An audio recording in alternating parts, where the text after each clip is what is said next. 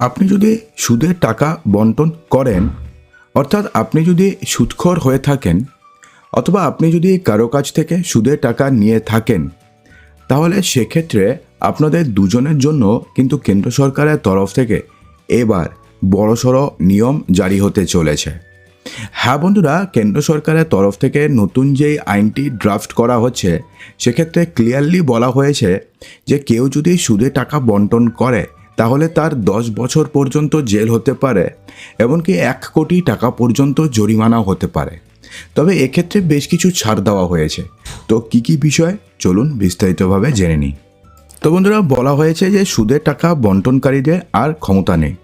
সরকার এই ধরনের অনিয়মিত যেই সমস্ত ঋণ ব্যবস্থা রয়েছে সেগুলোর উপরে শাসন আরোপের জন্য কঠোর আইন আনতে চলেছে। এই খসড়া ইতিমধ্যে পেশ করা হয়েছে এবং শীঘ্রই এটি আইনে পরিণত হবে। কেন্দ্র সরকার কি বলেছে যে বিনা নিয়ন্ত্রণে ঋণের ওপরে নিয়ন্ত্রণ এবং লঙ্ঘনকারীদের অর্থদণ্ডের পাশাপাশি 10 বছর পর্যন্ত কারাদণ্ডের বিধান রেখেছে। অর্থাৎ এই ধরনের যারা বিনা নিয়ন্ত্রণে ঋণ দেবে তাদের উপরে নিয়ন্ত্রণ করার জন্য শুধুমাত্র অর্থদণ্ড নয়, তাদেরকে 10 বছরের জেল পর্যন্ত হতে পারে। BULA, যেটা হচ্ছে অনিয়মিত ঋণ কর্মকাণ্ড নিষেধ, এটা হবে হচ্ছে এই বিলের নাম। এই বিলের খসড়ায় 13 ফেব্রুয়ারি 2025 পর্যন্ত মতামত প্রকাশ করার জন্য হিতকারীদের বলা হয়েছে। অর্থাৎ সেক্ষেত্রে আপনি যদি মতামত প্রকাশ করতে চান তাহলে সেক্ষেত্রে আপনি গিয়ে মতামত প্রকাশ করতে পারবেন 13 ফেব্রুয়ারি পর্যন্ত। প্রস্তাবিত বিলে বলা হয়েছে যে ভারতীয় রিজার্ভ ব্যাংক বা অন্যান্য নিয়ন্ত্রকদের দ্বারা অনুমোদিত না হওয়া এবং অন্য কোনো আইনের অধীনে নিবন্ধিত না হওয়া সকল ব্যক্তি বা প্রতিষ্ঠানকে জনসাধারণের ঋণ ব্যবসায় নিষেধ করার প্রস্তুতি নেওয়া হয়েছে। অর্থাৎ কারোর যদি রিজার্ভ ব্যাংক অফ ইন্ডিয়ার অনুমোদন না থাকে অথবা যদি কোনো আইনের দ্বারা নিবন্ধিত না হয়, তাহলে সেই সমস্ত ব্যক্তি অথবা সেই সমস্ত প্রতিষ্ঠান আর কাউকে সুদে টাকা দিতে পারবে না। বিলের খসড়ায় অনিয়মিত ঋণ কর্মকাণ্ডকে সেই ঋণ হিসেবে সংজ্ঞায়িত করা হয়েছে যা কোনো বিনিয়মিত ঋণ নিয়ন্ত্রণকারী আইনের আওতায় পড়ে না, বা যে কোনো মাধ্যমে হোক না কেন, ডিজিটাল অথবা অন্য। অর্থাৎ সে আপনাকে ডিজিটালি অর্থাৎ গুগল পের মাধ্যমে টাকা দিয়ে থাকুক অথবা অন্য যে কোনোভাবে টাকা দিয়ে থাকুক, সে যদি অর্থাৎ যে ব্যক্তি আপনাকে টাকা দিচ্ছে সে যদি রিজার্ভ ব্যাংক অফ ইন্ডিয়ার অনুমোদন না থাকে অথবা যদি কোনো অ্যাক্টের দ্বারা সে যদি অথরাইজড না হয়, তাহলে সে আপনাকে কোনোভাবে টাকা দিতে পারবে না। তো এক্ষেত্রে কিন্তু একটা ক্লজ রয়েছে যে আত্মীয়দের কাছ থেকে ঋণ নেওয়ার অনুমতি নেওয়া হয়েছে। অর্থাৎ সেক্ষেত্রে আপনি যদি আপনার আত্মীয়দের থেকে ঋণ নিতে চান সেক্ষেত্রে আপনি নিতে পারবেন। তো সেক্ষেত্রে আপনি যদি কোনো আত্মীয় থেকে ঋণ নিয়ে আপনি ভাবছেন যে আমি এখন টাকা দিব না, আমি কেস করে দিই তার নামে, সেটা কিন্তু আপনি পারবেন না। এবং আত্মীয়রা আপনাকে টাকা দিতে পারবে, তারাও কিন্তু বিশ্বাসে দিতে পারবে, তাদেরও কোনো আইনগত কোনো সমস্যা হবে না। হ্যাঁ বন্ধুরা, খসড়াতে কিন্তু স্পষ্টভাবে বলা হয়েছে যে আত্মীয়দের কাছ থেকে ঋণ নেওয়া ছাড়া অন্য যে কোনো অনিয়মিত ঋণ কর্মকাণ্ড নিষিদ্ধ করা হবে এবং ঋণগ্রহীতাদের স্বার্থ রক্ষার জন্য একটি বৃহত্তর ব্যবস্থা গঠন করা হবে। এতে বলা হয়েছে যে যদি কোনো ঋণদাতা এই আইন লঙ্ঘন করে ঋণ দেয়, যে কোনো মাধ্যমেই হোক, তাহলে তাকে কমপক্ষে 2 বছরের কারাদণ্ড হতে পারে। অর্থাৎ মিনিমাম 2 বছরের জেল হবে, যা 7 বছর পর্যন্ত বাড়ানো হবে এবং পরবর্তীকালে সেটা 10 বছর পর্যন্ত এক্সটেন্ড করা যাবে। এছাড়া তার উপরে 2 লক্ষ টাকা থেকে, অর্থাৎ মিনিমাম 2 লক্ষ টাকা তো হবেই, অর্থাৎ 2 বছরের জেল হবে কমপক্ষে এবং 2 লক্ষ টাকা জরিমানা হবে যদি আপনি ধরা পড়েন কাউকে ঋণ দিতে গিয়ে বা কাউকে সুদে টাকা দিতে গিয়ে।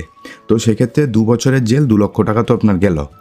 তারপরে সেটাকে 1 কোটি টাকা পর্যন্ত জরিমানা হয়তো হতে পারে। অর্থাৎ সেক্ষেত্রে আপনি কত টাকা লোন দিয়েছেন, কী সুদে দিয়েছেন, সমস্ত কিছুর উপর বিবেচনা করে 1 কোটি টাকা পর্যন্ত জরিমানা হতে পারে। প্রস্তাবিত বিলে ঋণ গ্রাহীতাদের বিরক্ত করা বা ঋণ উসুলির জন্য অবৈধ পদ্ধতি ব্যবহারকারী ঋণদাতাদের 3 বছর থেকে 10 বছর পর্যন্ত কারাদণ্ড এবং জরিমানার বিধান রাখা হয়েছে। এই বিলের খসড়া অনুযায়ী যদি ঋণদাতা, ঋণগ্রাহীতা বা সম্পত্তি বিভিন্ন রাজ্য বা কেন্দ্রশাসিত অঞ্চলে অবস্থিত থাকে বা মোট পরিমাণ জনসাধারণের স্বার্থকে উল্লেখযোগ্যভাবে প্রভাবিত করতে যথেষ্ট বড় হয়, তাহলে তদন্ত সিবিআইকে দেওয়া হবে। অর্থাৎ যদি ঋণের পরিমাণ এতটাই হয় যে আপনি কোনো জমি বন্ধক রেখে দিয়েছেন, আপনি কোনো প্রপার্টি বন্ধক রেখে দিয়েছেন, বা আপনি প্রচুর টাকা ঋণ নিয়েছেন, ধরুন 4 কোটি, 5 কোটি, 10 কোটি, তো সেক্ষেত্রে কিন্তু আপনার টোটাল যে তদন্ত ভার এটা সিবিআইকে পর্যন্ত দেওয়া হতে পারে। এবং নর্মালি এগুলো কেন করা হয়, যে এই সমস্ত ক্ষেত্রে কেউ ধরুন 1 লাখ টাকা লোন নিল, ধরুন 5% ইন্টারেস্ট বললো, তো সেক্ষেত্রে 1 লাখ টাকায় প্রতি মাসে 5,000 টাকা করে তাকে দিতে হয়, যেটা তার উপরে অনেকটাই বেশি চাপ। প্রতি মাসে 5,000 টাকা মানে আমি যদি বছরে হিসাব করি 60%, অর্থাৎ 1 লাখ টাকা নিলে বছরে আপনাকে 60,000 টাকা দিতে হবে, সেটা অনেকটাই বেশি নর্মালি ব্যাংকের লোনের ক্ষেত্রে। এছাড়া এই সমস্ত ক্ষেত্রে কী হয়, অবৈধ উপায়ে যে লোন দেয় তারা কিন্তু যে লোন নেয় তাকে কিন্তু বিরক্ত করে। তো সেক্ষেত্রে এই ধরনের বিরক্ত হওয়ার কারণে কিন্তু অনেকে সুইসাইড পর্যন্ত করতে বাধ্য হয়। তো এই সমস্ত কিছু যাতে না হয় সেই কারণেই কিন্তু এই নিয়ম করতে চলেছে কেন্দ্র সরকার। তো এক্ষেত্রে বলা হয়েছে যে আরবিআই দ্বারা গঠিত ডিজিটাল ঋণের কার্যদল তাদের নভেম্বর 2021-এ প্রকাশিত প্রতিবেদনে অনিয়মিত ঋণ, এগুলোকে বলা হয় হচ্ছে অনিয়মিত ঋণ নিরোধ এবং উপভোক্তাদের স্বার্থ রক্ষার জন্য প্রস্তাব দিয়েছিল। কার্যদল বিনা নিয়ন্ত্রণে ঋণ নিষেধের জন্য নতুন আইন আনার মতন বেশ কয়েকটি পদক্ষেপ করেছিল। গত কয়েক বছরে এই ধরনের অনেক ঘটনা ঘটেছে যেখানে জাল ঋণ অ্যাপ ব্যবহার করে লোকজনকে ঠকানো হয়েছে। অর্থাৎ এমনটা হয়েছে যে জাল ঋণ অ্যাপ ব্যবহার করে লোকজনকে ঠকানো হয়েছে, যে আপনি ধরুন আপনার ধরুন 2 লক্ষ টাকা লাগবে, তো 2 লক্ষ টাকা যদি আপনি পেতে চান আপনাকে কিছু লাগবে না, শুধুমাত্র আধার কার্ড দিয়ে হবে। আর টাকার প্রয়োজন তো সবার রয়েছে, তো কি করছেন, যারা বলছে তার জন্য আপনাকে একটা প্রসেসিং বাবদ 10,000 টাকা দিতে হবে, তাহলে আপনাকে 2,10,000 টাকা ঋণ দেওয়া হবে। তো সেক্ষেত্রে সে কী হচ্ছে, 10,000 টাকা দিয়ে দিচ্ছে, তো 2 লক্ষ টাকা লোন তো সে পাচ্ছেই না, উল্টো যেই 10,000 টাকাটি সে দিয়েছিল সেই টাকাটিও তার গায়েব হয়ে যাচ্ছে। অর্থাৎ এই ধরনের কিন্তু বিভিন্ন ধরনের জাল অ্যাপ ব্যবহার করে লোকজনকে ঠকানো হচ্ছে। কিছু কিছু ক্ষেত্রে জোরপূর্বক উসুলির কৌশলে বিরক্ত হয়ে ঋণ গ্রাহীতারা আত্মহত্যা করছেন। এটা তো খুবই হয় যে নর্মালি কেউ যদি সুদে টাকা নেয় এবং যে সুদ দিয়েছে সে কিন্তু তাকে বিভিন্নভাবে জোরপূর্বক উসুলির কৌশলে বিরক্ত হয়ে ঋণ গ্রাহীতারা কিন্তু অনেক সময় আত্মহত্যার পথ বেছে নেয়, যেটা আপনাকে কিছুক্ষণ আগে বললাম।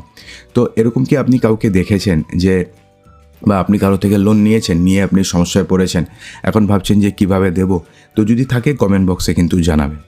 তো গত বছর প্লে স্টোর থেকে প্রায় 2,200টিরও বেশি অধিক ঋণ অ্যাপ সরিয়ে দেওয়া হয়েছিল। অর্থাৎ প্লে স্টোরে এমন অনেক অ্যাপ ছিল যেগুলো আনঅথরাইজড ছিল, যেগুলো দিয়ে বিভিন্ন ধরনের জালিয়াতি করা হচ্ছিল, লোকজনকে ঠকানো হচ্ছিল। তারপরে রিজার্ভ ব্যাঙ্ক অফ ইন্ডিয়া এবং কেন্দ্র সরকার তদন্ত করে এরকম 2200টিরও বেশি অধিক ঋণ অ্যাপ পেয়েছে, যেগুলোকে তারা সরিয়ে দিয়েছে। এখন দেখবেন যে আগে কিন্তু এই ধরনের ফোন অথবা মেসেজ বেশি আসতো, যে আপনাকে কোনো ডকুমেন্টস দিতে হবে না, শুধুমাত্র আধার কার্ড দিয়ে আপনার 2 লক্ষ টাকার লোন হয়ে যাবে, বা এই ধরনের কিন্তু মেসেজ হোক কিংবা ফোন কল হোক আগে কিন্তু বেশি আসতো। কিন্তু বিগত ধরুন 1 বছর থেকে কিন্তু এই ধরনের মানে ইলিগাল কোনো কোম্পানির থেকে বা কোনো আনঅথরাইজড কোনো অ্যাপ থেকে কিন্তু এখন আর ফোন আসে না। সে আইসিআইসিআই ব্যাঙ্ক থেকে আসতে পারে বা এইচডিএফসি থেকে আসতে পারে, সেটা অন্য ব্যাপার। কিন্তু কোনো আনঅথরাইজড বা কোনো নামই জানেন না এমন কোনো অ্যাপের থেকে কিন্তু এখন আর ফোন কিন্তু অতটা আসে না যতটা আগে আসতো।